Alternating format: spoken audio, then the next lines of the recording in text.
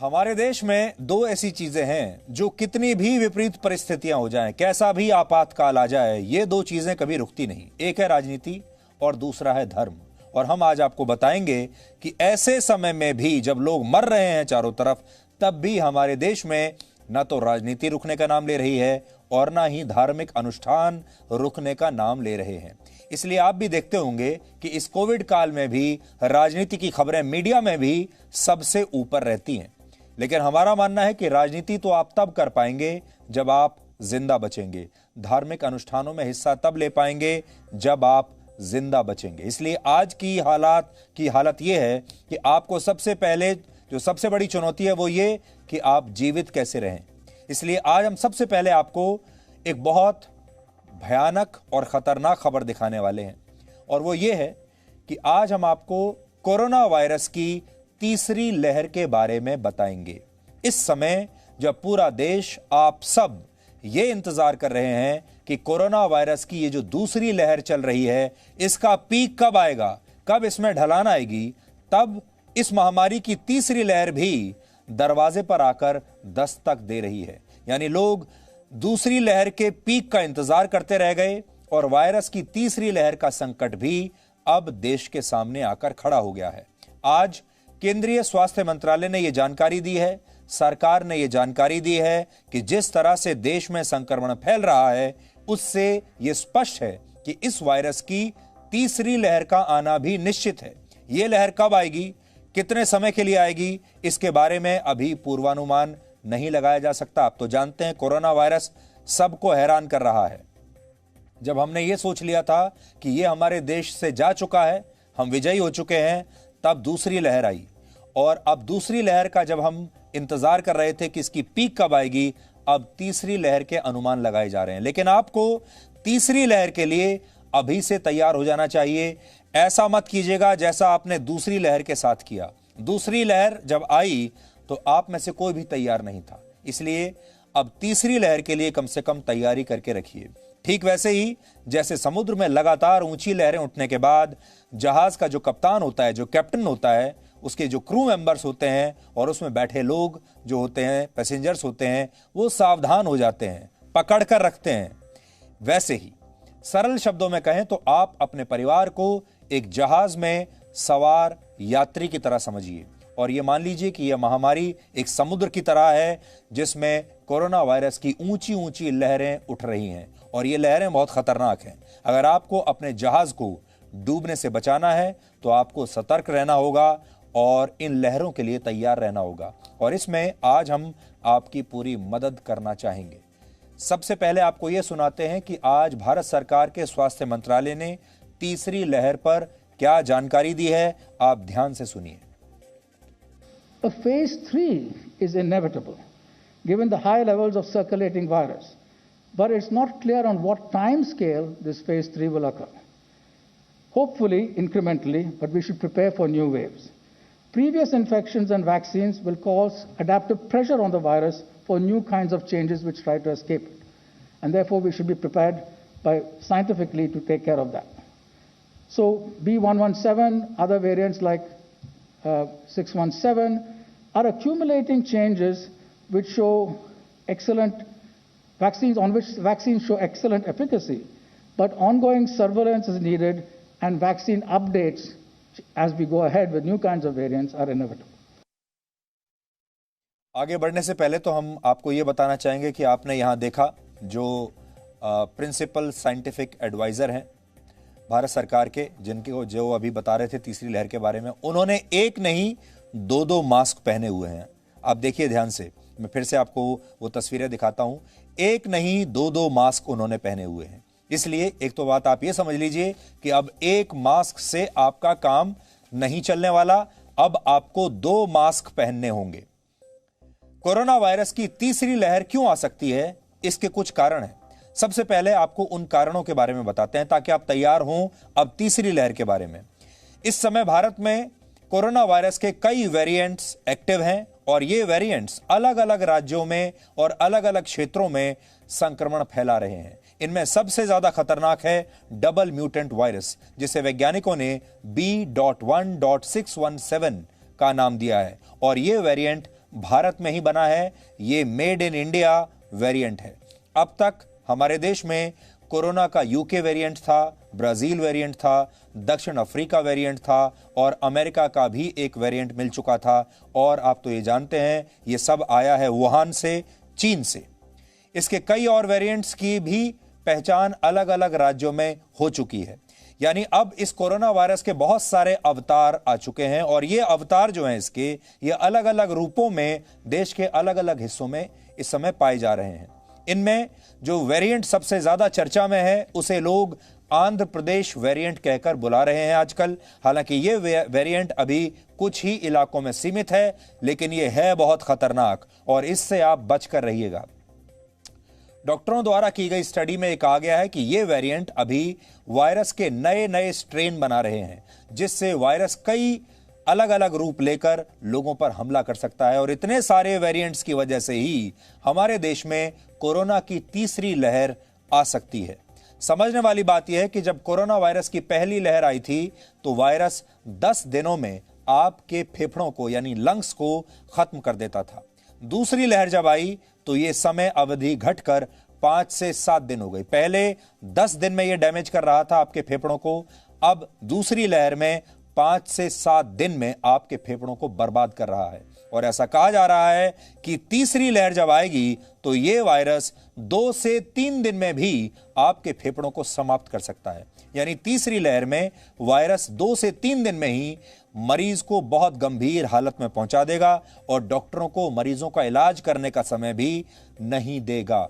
अब भी बहुत सारे केसेस में यही बात सामने आ रही है। आपने देखा होगा पहली लहर में और दूसरी लहर में अंतर यह है कि दूसरी लहर में यह वायरस कहीं ज्यादा खतरनाक हो चुका है और यह वायरस दूसरी लहर में अब डॉक्टरों को और मरीजों को ज्यादा समय नहीं देता, सीधे आपके फेफड़ों पर हमला करता है और फिर कुछ ही दिन में इन्हें समाप्त कर देता है। वायरस के जिस अवतार को आंध्र प्रदेश वेरिएंट कहा जा रहा है वो ठीक ऐसा ही करता है। यह वेरिएंट 2 से 3 दिन में ही मरीज को आईसीयू में पहुंचा देता है और फिर उसकी जान ले लेता है। यही नहीं, यह बाकी वेरिएंट से 15 गुना ज्यादा संक्रामक है। सोचिए, 15 गुना ज्यादा तेजी से इसका संक्रमण फैलता है। और इसीलिए आज हम आपसे कह रहे हैं कि अब आपको पहले से कहीं ज्यादा सावधान रहना होगा और मास्क तो आपको अब बिल्कुल नहीं हटाना चाहिए। एक मास्क की तो अब बात ही चली गई, अब आपको एक नहीं 2 मास्क लगाकर रखने चाहिए। और नई स्टडी तो यह आई है कि अब आपको अपने घर में भी अपना मास्क नहीं उतारना चाहिए, क्योंकि जिन वायरस की हम बात कर रहे हैं ये 15 गुना ज्यादा संक्रमण फैलाते हैं। कुछ अध्ययन में इस बात की भी आशंका जताई गई है कि पहली लहर में इस वायरस ने बुजुर्गों पर अटैक किया था। 45 साल से ऊपर के जो लोग थे, 50 साल से ऊपर के जो लोग थे, वो ज्यादा प्रभावित हुए थे पहली लहर में। जो दूसरी लहर आई उसमें युवाओं को ज्यादा प्रभावित किया, यानी जो 45 साल से नीचे के लोग हैं उनको ज्यादा प्रभावित कर रही है यह दूसरी लहर। और तीसरी लहर में यह वायरस बच्चों को अपना निशाना बना सकता है। सबसे ज्यादा खतरनाक बच्चों के लिए हो सकता है। इसलिए अब हर परिवार को हमारी ये बातें ध्यान से सुननी चाहिए। आप जानते हैं हमारे देश में हर परिवार में बुजुर्ग भी हैं, युवा भी हैं। बुजुर्ग इसका शिकार पहली लहर में बने, युवा इसका शिकार दूसरी लहर में बन चुके हैं। अब घर में बस बच्चे बचे हैं और बच्चे अब जो है उनके लिए तीसरी लहर खतरनाक हो सकती है। एक अध्ययन के मुताबिक इस समय भारत की कुल आबादी में 18 साल से कम उम्र के युवाओं और बच्चों की हिस्सेदारी 30% है। यानी हमारी आबादी का 30% हिस्सा ऐसे लोग हैं जो 18 साल से कम के हैं। और बच्चों के लिए अब तक कोरोना वायरस की कोई वैक्सीन नहीं आई है। जो वैक्सीन आई है वो 18 साल से ऊपर के लोगों के लिए आई है। भले ही देश में वैक्सीन की कमी हो, लेकिन 18 साल से ऊपर के लोगों के लिए सरकार ने वैक्सीन की विंडो खोल दी है और आज नहीं तो कल इन लोगों को वैक्सीन मिल भी जाएगी। अब इस सब के बाद जो बच गए हैं वो हैं 18 साल से कम उम्र के बच्चे, और उनके लिए अभी दुर्भाग्यपूर्ण बात यह है कोई वैक्सीन नहीं है। यानी उनको आप कैसे बचाएंगे? और आज ये हर परिवार के लिए चुनौती है। आपने अपने परिवार में बुजुर्गों को वैक्सीन दिलवा दी होगी या अब दिलवाने वाले होंगे। इसके बाद 18 साल से 45 साल तक के जो लोग हैं उन्हें भी वैक्सीन मिल जाएगी, लेकिन आप उससे 18 साल से नीचे के बच्चों का क्या करेंगे? उन्हें कैसे बचाएंगे आप? इस नए अध्ययन में यह आकलन किया गया है कि अगर 18 साल से ऊपर के लोगों का वैक्सीनेशन हो गया तो छोटे बच्चों को वायरस ज्यादा अटैक करेगा और 6 से 12 साल के बच्चों को यह गंभीर नुकसान पहुंचा सकता है। यानी इस उम्र के बच्चों की यह वायरस जान भी ले सकता है। और आप सोचिए, जब इस देश में बच्चों की जान ऐसे जानी शुरू हो जाएंगी, बच्चों की मृत्यु होनी शुरू हो जाएगी, तो यकीन मानिए हम में से कोई भी देख नहीं पाएगा। इसके लिए बहुत बड़ा, बहुत पत्थर दिल होना चाहिए, तब आप बच्चों को इस तरह मरते हुए देख पाएंगे। और भगवान ना करे वो स्थिति कभी भी हमारे देश में या दुनिया में आए। इसीलिए आपसे कह रहे हैं कि सावधान होने की जरूरत है। इसलिए यहां आपको 2 बातों पर ध्यान रखना है। पहली बात यह कि बच्चों को भी कोरोना वायरस हो सकता है, इस बात को याद रखिए। और दूसरी बात यह कि संभव है अगर तीसरी लहर आई तो देश में स्कूल और कॉलेज लंबे समय तक के लिए बंद कर दिए जाएंगे। इसलिए अभी से ये तैयारी करके रखिए। ये हो सकता है आने वाले काफी समय तक स्कूल ना खुल पाएं, कॉलेज ना खुल पाएं। आपको इस बात को ध्यान में रखना होगा। और पहली बात यह है कि अब तीसरी लहर में बच्चे इसका शिकार हो सकते हैं, उन्हें बचा कर रखिए। हालांकि डॉक्टरों ने इस समस्या का समाधान बताया है और समाधान यह है कि अगर बच्चों के लिए वैक्सीन आ जाती है तो भारत इस तीसरी लहर का सामना भी कर पाएगा। लेकिन उसके लिए वैक्सीन होनी चाहिए, वैक्सीन चाहिए होगी, और वो वैक्सीन अभी तक विकसित नहीं हुई है। दुनिया भर में उस पर शोध चल रहे हैं। सीरम इंस्टीट्यूट ऑफ इंडिया, वो कंपनी जिसने कोविशील्ड बनाई है, उसने कहा है कि वो इस साल के अक्टूबर महीने तक ऐसी वैक्सीन विकसित कर लेगा जो बच्चों के काम आ सकती है। जबकि कोवैक्सीन बनाने वाली कंपनी भारत बायोटेक भी इस पर काम कर रही है और उसकी बच्चों वाली वैक्सीन इस समय ट्रायल स्टेज में है। अगर हम एक और बड़ी कंपनी के बारे में बात करें, यह है अमेरिका की बड़ी कंपनी फाइजर। अगर फाइजर की बात करें तो फाइजर ने बच्चों के लिए वैक्सीन बना ली है और कनाडा में आज ही 12 साल से ऊपर के बच्चों पर इसके इस्तेमाल की मंजूरी मिल गई है। यानी कनाडा में अब 12 साल से ऊपर के जो बच्चे हैं वो फाइजर की ये वैक्सीन लगा सकेंगे। इसलिए कनाडा जैसा जो देश है उसने पूरी दुनिया में ये लीड ले ली है। अब वो अपने बच्चों की रक्षा के लिए बहुत गंभीर है और उसने शुरुआत कर दी है। इसी तरह इजराइल के बारे में भी आपको पता होना चाहिए। इजराइल ने भी अपनी ज्यादातर जो पॉपुलेशन है, 60% जो उनकी जनसंख्या है, उसे वैक्सीनेशन दे दिया है और वहां तो अब स्थिति सामान्य हो गई है और वहां अब मास्क लगाना भी अनिवार्य नहीं है। अब वहां कोई मास्क नहीं लगा रहा। लेकिन इजराइल ने भी अब अपने बच्चों को वैक्सीन देने की प्रक्रिया शुरू कर दी है और वहां बहुत जल्द इजराइल में बच्चों को वैक्सीन दी जाएगी। उम्मीद है कि अमेरिका में भी बहुत जल्द इस वैक्सीन को मंजूरी मिल जाएगी जो फाइजर की वैक्सीन है। इसके अलावा मॉडर्ना कंपनी भी बच्चों की वैक्सीन पर काम कर रही है। लेकिन अगर भारत के संदर्भ में स्थिति को देखें तो यह बात बिल्कुल स्पष्ट है कि भारत में तीसरी लहर अब बेहद करीब है। यानी दूसरी लहर से आप निकले नहीं कि तीसरी सामने मुंह खोले खड़ी है। जबकि बच्चों के लिए जल्द ही वैक्सीन आने की संभावना इस समय कम से कम भारत में बहुत कम है, क्योंकि अभी तो हम 18 साल से ऊपर के लोगों के लिए ही वैक्सीन लाने में संघर्ष कर रहे हैं और इसमें कई महीने हमें लग जाएंगे और उसके बाद बच्चों का नंबर आएगा। इसलिए तब तक अपने बच्चों का खास ध्यान रखिए। भारत में अब तक लगभग 16 करोड़ लोगों को वैक्सीन लग चुकी है। इनमें वैक्सीन की पहली डोज लेने वाले लोगों की संख्या करीब 13 करोड़ है और दोनों डोज लेने वालों की संख्या सिर्फ 3 करोड़ है। और यहां आप यह समझ लीजिए, वही लोग सुरक्षित हैं जिन्होंने दोनों वैक्सीन ली हैं, जिन्होंने दोनों डोज ले ली हैं, उन्हें आप पूरी तरह से सुरक्षित मान सकते हैं। जिन्होंने पहली डोज ली है वो कुछ हद तक सुरक्षित हैं, लेकिन जो पूरी तरह सुरक्षित हैं उनकी संख्या हमारे देश में आज भी सिर्फ 3 करोड़ है।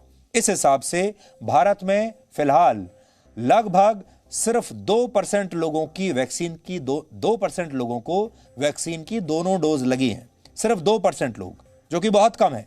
जबकि अमेरिका के chief medical officer doctor Anthony Fauci का कहना है कि कोरोना वायरस से बचाव के लिए अमेरिका जैसे देश की कुल आबादी के 85% लोगों का वैक्सीनेशन जरूरी होगा। तो डॉक्टर फाउची अपने देश के लिए कहते हैं कि 85% लोगों को जब तक वैक्सीन नहीं लग जाएगा तब तक स्थितियां सामान्य नहीं हो सकती। अब आप अंदाजा लगा लीजिए कि हमारे देश में 85% जनसंख्या तक वैक्सीन को पहुंचते पहुंचते कितना समय लग जाएगा, जबकि अभी हमने सिर्फ 2% लोगों को ही ये वैक्सीन अभी लगाई है, जिसमें दोनों डोज हैं। सिर्फ 3 करोड़ लोगों को लगी है। तब भी हम ये कह सकते हैं आज भी वैक्सीन लगाने की जो स्पीड है हमारे देश में पूरी दुनिया से सबसे ज्यादा बेहतर है।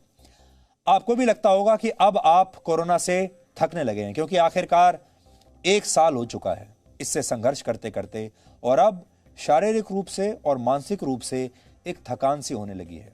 अब हम थकने लगे हैं।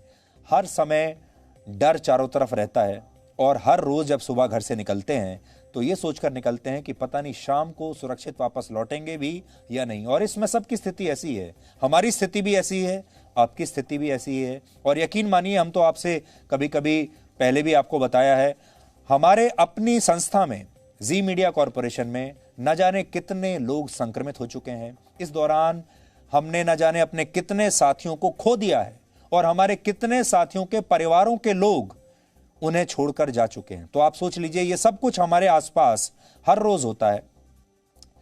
ये जो सारी चीजें हो रही हैं, ये आपको थका देती हैं, ये आपको कमजोर कर देती हैं। लेकिन फिर भी अगर आप थक चुके हैं और आपको ऐसा लगता है कि शायद बस थोड़े दिन की बात और है, तो हम आपसे कहना चाहेंगे थोड़ी दिन की बात और नहीं है। अभी अपनी सारी एनर्जी को अपनी बचा कर रखिए, शक्ति को बचा कर रखिए, इसलिए कि ये कोविड काल अभी लंबे समय तक चलने वाला है। इतनी आसानी से ये समाप्त नहीं होगा, इसलिए अपनी ऊर्जा को बचा कर रखिए और थकिए मत।